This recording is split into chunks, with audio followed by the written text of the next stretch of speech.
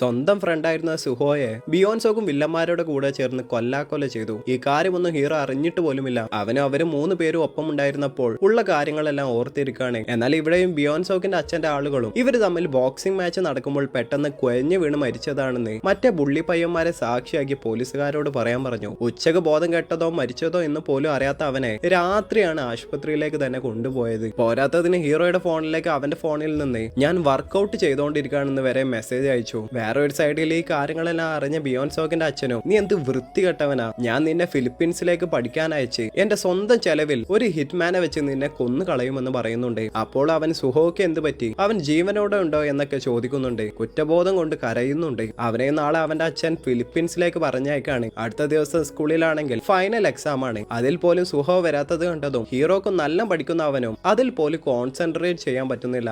ആകെ മരവിച്ച അവസ്ഥയാണ്. എക്സാം കഴിഞ്ഞ് നോക്കിയാൽ മറ്റേ ആ പെണ്ണിന്റെ കുറെ മിസ് കോൾസ് കണ്ടു. അവള് സുഹോക്ക് പറ്റിയ കാര്യങ്ങളെല്ലാം അവനെ വിളിച്ചു പറഞ്ഞു. കൂടാതെ സുഹോ മരിച്ച പോലെയാണ്. ആശുപത്രിക്കാരും അവന്റെ മുത്തശ്ശിയോട് ദയാവധത്തിൽ വരെ ഒപ്പിടാൻ പറഞ്ഞിട്ടുണ്ടെന്ന് പറഞ്ഞു. കരഞ്ഞോണ്ട് വിളിച്ചു. അവിടേക്ക് പോയി നോക്കിയാൽ സുഹോ കോമയിലാണ്. ഹീറോക്ക് എന്ത് പ്രശ്നം വന്നാലും സുഹോ കൂടെ തന്നെ ഉണ്ടായിരുന്നു. എന്നാൽ അവൻക്കൊരു കാര്യം വന്നപ്പോൾ കൂടെ ഇല്ലായിരുന്നല്ലോ എന്ന വിഷമത്തിൽ കരയാൻ തുടങ്ങി. അവന്റെ കൂടെ തന്നെ നിന്നു. എന്നാൽ അടുത്ത ദിവസം എക്സാം ഉള്ളത് കൊണ്ട് മറ്റേ പെണ്ണും ഉറക്കം കളയണ്ട, നീ പൊക്കോ, ഞാൻ ഇവനെ കൂടെ തന്നെ നിന്നോളാമെന്ന് പറഞ്ഞു അവനെ വീട്ടിലേക്ക് അയച്ചു. ബിയോൻസോക്കിന്റെ അച്ഛനും അവന്റെ TC വാങ്ങാൻ ബിയോൻസോക്കിന്റെ കൂടെ നാളെ സ്കൂളിലേക്ക് വരാമെന്ന് പറഞ്ഞു. എന്നാൽ ഹീറോ അടുത്ത ദിവസം എക്സാമിനല്ല പോയത്. മറ്റേ ആ മെയിൻ ബുള്ളിയെ കാണാൻ അവന്റെ സ്കൂളിലേക്ക് തന്നെ പോയി. ബൈ ദ വേ അവരുടെ സ്കൂളിൽ നിന്ന് TC കൊടുത്ത് അവനെ പറഞ്ഞയച്ചില്ലായിരുന്നോ. ഇപ്പൊ അവൻ വേറെ സ്കൂളിലാണ് പഠിക്കുന്നത്. അവൻ വന്നതും ഹീറോ അവനെ പിടിച്ച് ഒരു ദയമില്ലാതെ അടിക്കാൻ തുടങ്ങി. അവനും ബിയോൻസോക്കിനെ ചോദിച്ചാണ് അവനെ അടിക്കുന്നത്. ഒരു പെന്ന് വരെ വെച്ച് അവനെ കുത്തി. എന്നാൽ ഈ കാര്യങ്ങളൊന്നും അവൻ അറിഞ്ഞിട്ട് പോലുമില്ല. പക്ഷെ ആ ബോക്സർ ലൈവ് ചെയ്ത വീഡിയോ അവന്റെ കയ്യിലുണ്ടായിരുന്നു. അത് ഹീറോക്ക് കാണിച്ചു കൊടുത്തു. അവന് നേരെ ആ ബോക്സറിന്റെ അടുത്തേക്ക് പോയി. ഇനി എന്ത് സംഭവിക്കും കാണാം അടുത്ത പാർട്ടിൽ.